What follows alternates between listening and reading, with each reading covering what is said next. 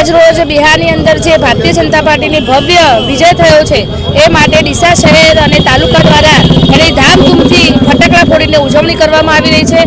આજે જોતા આજનું રિઝલ્ટ જોતા એવું લાગે છે કે કોંગ્રેસના સુપડા સાફ થઈ ગયા છે। મોદી સાહેબ અને અમિત શાહ અને આપણી ભારતીય જનતા પાર્ટીના કાર્યકર્તાઓ જે કામગીરી કરી છે અને દેશને આગળ લઈ જવા માટે જે ખૂબ જ પ્રયત્ન કર્યો છે એ માટે આપણે એની ખુશીના રૂપે આપણે આજે એનો વિજયોત્સવ મનાવી રહ્યા છે। આ માટે અહીંયા ડીસાના ઘણા બધા કાર્યકરો અહીંયા ઉપસ્થિત છે।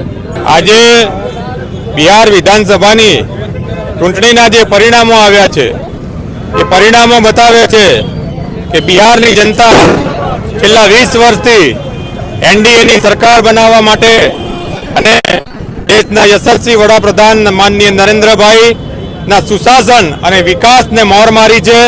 નરેન્દ્રભાઈનો દેશમાં વિકાસ અને મુખ્યમંત્રી શ્રી નીતિશ કુમારજી જે બિહારનો છેલ્લા 20 વર્ષમાં વિકાસ કર્યો છે અને આ એનડીએ ગઠબંધનની જે સરકાર બની સુશાસન અને વિકાસના આ રાજનીતિ આવનારા મોદી સાહેબના વિકસિત ભારતનો જે 2047માં સંકલ્પ કર્યો છે એનો પણ એક ભાગ છે।